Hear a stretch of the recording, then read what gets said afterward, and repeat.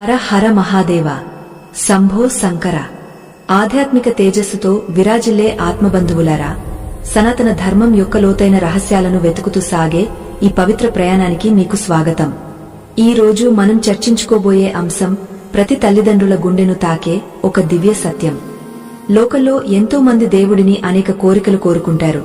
కాని దేవుడు స్వయంగా ఒక ఇంటిని ఎంచుకుని అక్కడ ఒక ప్రాణాన్ని పంపిస్తాడంటే ఆ ఇల్లు ఎంతటి పుణ్యం చేసుకుని ఉండాలి. కుమార్తెగా ఒక మహాలక్ష్మి మీ ఇంట్లో అడుగు పెడుతోందంటే అది కేవలం ప్రకృతి ధర్మం కాదు, అది పరమాత్మ మీపై కురిపించిన అమృత వర్షం. ఈ అద్భుత రహస్యాన్ని తెలుసుకునే ముందు ఒక హెచ్చరిక.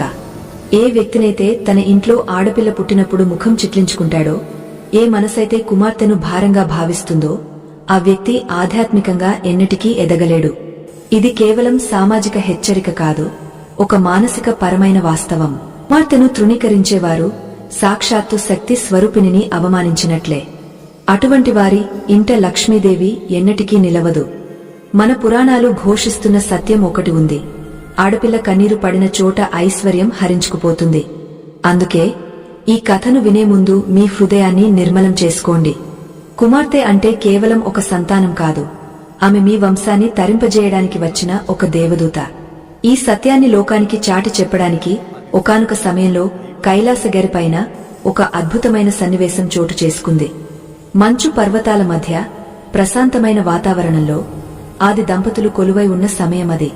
చుట్టూ ఉన్న ప్రకృతే పరవశించిపోయేలా మహాదేవుడు ధ్యాన ముద్రలో ఉన్నారు. జగన్మాత పార్వతీదేవి తన స్వామి వైపు ఎంతో వాత్సల్యంతో చూస్తూ ఒక ప్రశ్న అడిగారు. ఆ ప్రశ్న వినగానే కైలాసంలోని గాలి ఒక్క క్షణం నిశ్చలమైపోయింది. గంగమ్మ తన ప్రవాహ వేగాన్ని తగ్గించుకుంది. దేవతలు సైతం ఆ సమాధానం కోసం ఆతృతగా ఎదురుచూడసాగారు.